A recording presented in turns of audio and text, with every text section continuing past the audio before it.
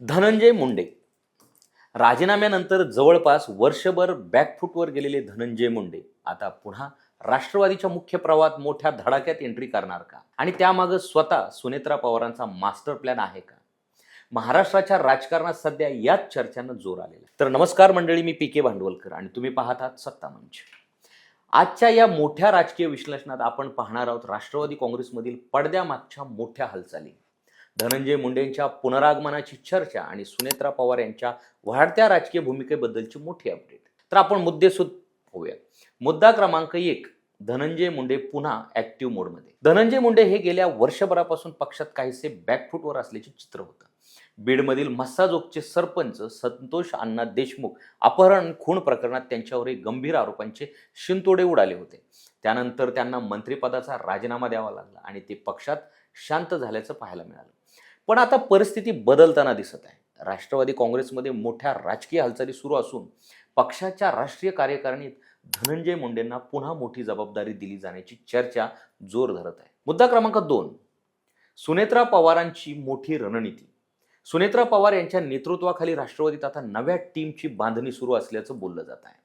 याच पार्श्वभूमीवर देवगिरी बंगल्यावर एक अतिशय महत्त्वाची आणि गोपनीय बैठक पार पडल्याची माहिती समोर आलेली आहे.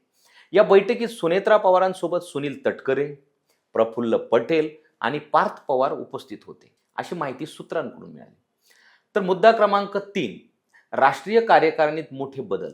सूत्रांच्या माहितीनुसार राष्ट्रवादीच्या नव्या राष्ट्रीय कार्यकारिणीत अनेक नव्या चेहऱ्यांना संधी दिली जाणार आहे. यामध्ये धनंजय मुंडेसह हसन मुश्रीफ आणि अनिल पाटील यांची वर्णी लागू शकते. त्याचवेळी काही विद्यमान नेत्यांना डच्चू मिळण्याची चर्चा देखील सुरू आहे.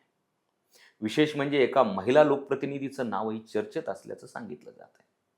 आता पाहूया मुद्दा क्रमांक 4, तटकरे पटेल नाराज. शरद पवारांची भेट चर्चा. दरम्यान राष्ट्रवादीच्या पडद्यामागील घडामोडीमुळे प्रफुल्ल पटेल आणि सुनील तटकरे यांचा प्रभाव कमी होणार का, अशी चर्चा रंगू लागल्या होत्या. इतकंच नाही तर या चर्चानंतर दोन्ही नेत्यांनी शरद पवार यांची भेट घेतल्याने राजकीय वर्तुळात वेगवेगळे तर्कवितर्क लावले जाऊ लागले. तर मंडळी, आता मुद्दा क्रमांक 5 पाहू की अमित शहा भेटीनंतर वाढलेली चर्चा.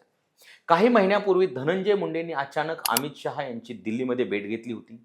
सुमारे तासभर चाललेल्या भेटीनंतर महाराष्ट्राच्या राजकारणात मोठी खळबळ उडाली.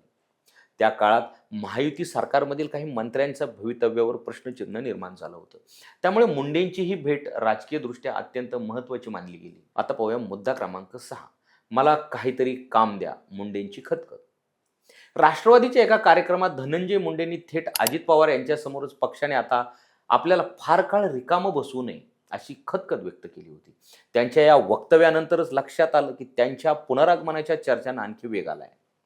आता मुद्दा क्रमांक 7, आता पुढे काय? राष्ट्रवादी काँग्रेसच्या नव्या राष्ट्रीय कार्यकारिणीत नेमकी कोणाची वर्णी लागणार? धनंजय मुंडेंना खरंच मोठी जबाबदारी मिळणार का? आणि सुनेत्रा पवारांना पक्षात नवं पॉवर सेंटर बनत आहेत का? या सगळ्या प्रश्नांची उत्तरे येत्या काही दिवसात स्पष्ट होण्याची शक्यता आहे. त्यामुळे महाराष्ट्राच्या राजकारणात मोठा राजकीय ट्विस्ट पाहायला मिळू शकतो. तर मंडळी, अशाच राजकीय घडामोडी आणि अपडेट्स पाहण्यासाठी सत्ता मंच या चॅनलला सबस्क्राईब करा आणि इंस्टाग्राम अकाउंटला फॉलो करा.